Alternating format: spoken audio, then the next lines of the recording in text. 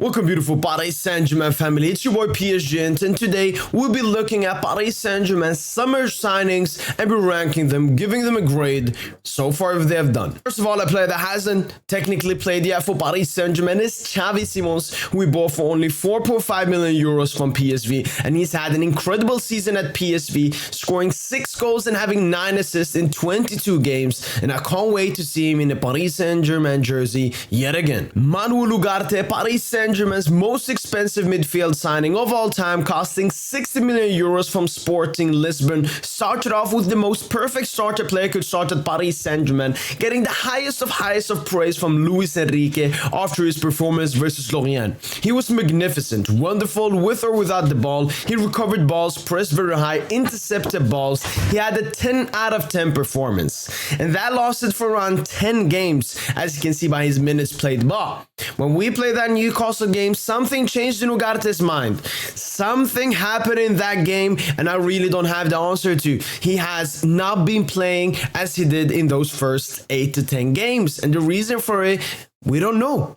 But I guess the biggest thing would be pressure. That affects the confidence of a player. We saw that with Vitor Ferreira last season at Paris Saint-Germain. Started off greatly, but then the pressure just came to him and all of that, and he just couldn't play his normal game. Hopefully, Ugarte can bounce back and just play similarly to how we played in the beginning of this season. And Ugarte, I will give so far his stint, when you look at the price and everything else, I will give Ugarte a ranking of 7. Next up is Lucas Hernandez, bought from Bayern München for around 45 million euros, and what a player he is. I mean, the thing with Lucas, I can't bring up stats to back up what he's done to this club and the impact he's had, because the leadership, the experience, the role model he's put in that defense is great.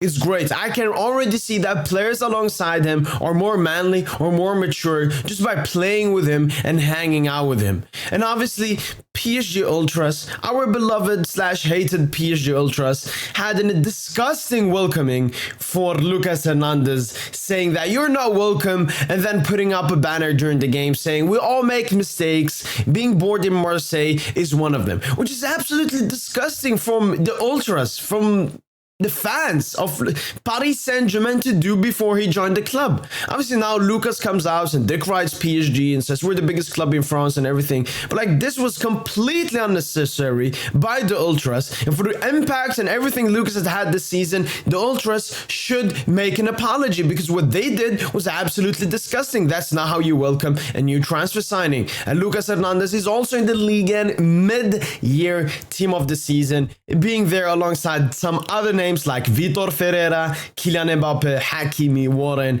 and someone we'll start talking about soon a bit later. And Lucas Hernandez, for everything he's done, for how consistent he's been this season, I'm gonna give him a rating of 9 out of 10 for Paris Saint-Germain so far. Next up, Ndour. I mean, he hasn't had any impact, has barely played any minutes at Paris Saint-Germain. Obviously, recently played the entire game versus US Reville, but everybody expected him to play the full 90 minutes in that game. And the thing is, will he go on loan, or will Lucha keep him to try to have an impact this season? We'll have to wait and see. But I would give this, so far, with him being a free, I'm going to give him a 6 out of 10. Tenas came on a free from Barcelona and, had to wait for his minutes. PSG were even thinking about loaning him out in January until Donnarumma got that red card versus Le Havre.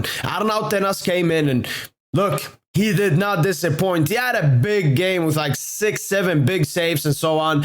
And now he's back to the bench, because competition with a player like Gianluigi Donnarumma, for his stature, for his PR, for everything he has, it's extremely hard for Tenas to compete. But Tenas happily is strong mentally and will wait for future opportunities. With him being a free and showing great glimpses whenever he's played for Paris Saint-Germain, I'm gonna give it an 7.5. Ousmane Dembele came in at Paris Saint-Germain, and unlike the other players, never really had to fight for a starting position. He was a starter even before we signed him.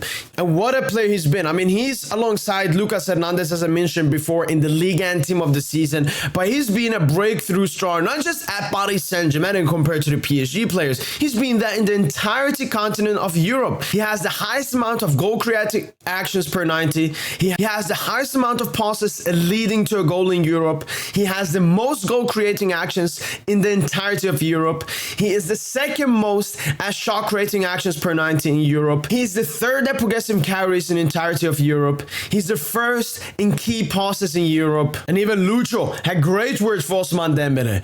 Ousmane Dembele is the most influential player in the world. So Dembele has had a good start compared especially to other signings, but I still expect better from Dembele. We all know his finishing is not the best, but I still expect Dembele to be scoring more than 1 goal in 6 months. So we'll have to wait and see what he does in the second part of the season, but give him a hard 8.5. It took 1 year for Milan Skriniar to arrive at Paris Saint-Germain for free from Inter Milan, and he's been a warrior since day one. Every time I see him on the pitch, I know that he's fighting. I know that he's trying always his best, which I love to see. Thing is though, Lucho seems to be preferring Danilo Pereira ahead of Milan Skriniar, but sadly Skriniar went out with the injury and will be out for the rest of the season, so no more for Milan Skriniar this season. But some points from this season, I do think he's not the best preferred option to play in how we play and the play side that we play, but he's a warrior and I see him fighting for his place no matter what. I'm gonna give Milan Skriniar a solid 5.5. Kangin Lee. The South Korean Messi came from 22 million euros from Real Mallorca and he has been killing it. Kangin Lee has been killing it on the pitch in the few minutes he's played. Obviously, we didn't get to see him at the beginning of the season with him being injured and then going on to win the Asian Games as well with the South Korean national team. But when he's been playing at PSG, what a wonderful player he was. What a wonderful player he has been. And this is what the words Lucho had to say about him. He's small, but he can play up front, behind, go inside, from the side, defend, score. He's a complete player. He's a big signing for the club. When we signed him, we knew his potential. He still needs to improve, but he's working well. And Lucho there is talking about Kangin Lee's versatility, being able to play in so many different positions, and he defends really well and he's always working on the pitch. But he knows there is another 1, 2, 3 levels to Kangin Lee's game we haven't seen yet at Paris Saint-Germain. So we will just have to wait and see. And I will finish off with giving Kangin Lee a 7 out of 10. Bradley Barcola, it was a lot of pressure towards the end of the transfer window, while Paris Saint-Germain managed to get him from their arch rivals Olympique de Lyonnais for a sum around 45 million euros. And in the beginning of the season,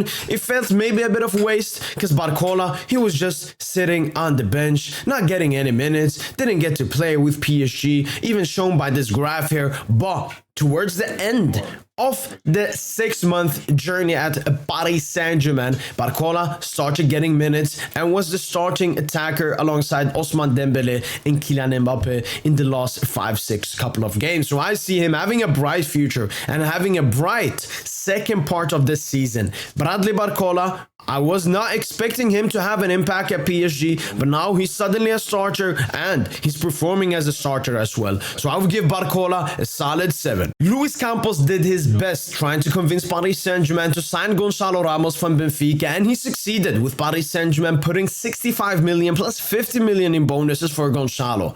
But sadly, Gonçalo has not played towards that price tag. He's not shown Paris Saint-Germain why PSG signed him, because scoring only 3 goals from 4.3 XG is not good, especially from a player that scored over 20 goals in the Portuguese leagues. We definitely expect better.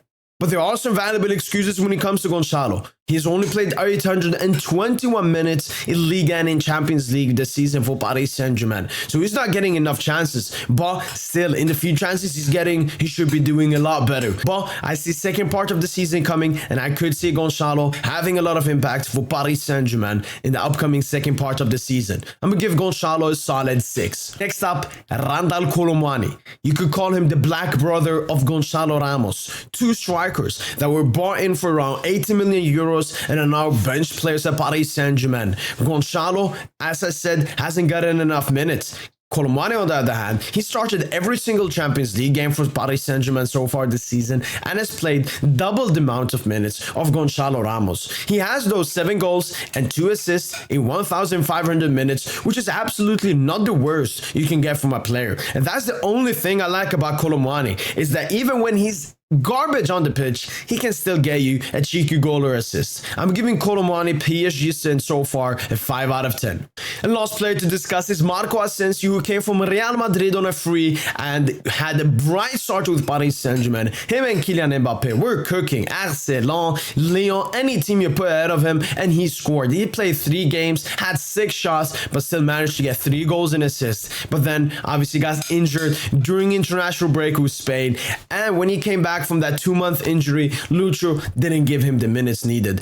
But with Asensio balling versus US Revel and Kangili being away for Asian games, I think this is the perfect time for Asensio to come back into the starting 11 and have a huge impact for PSG ahead of the big tie versus Real Sociedad in the Champions League. Well, that's been it for my ratings for the PSG players. Let me know in the comments down below, what ratings would you give to every single summer transfer signing we've made. That's been it from your boy PSG. If you enjoyed this video, smash the like button, subscribe to the PSG YouTube channel, and as always, allez Paris.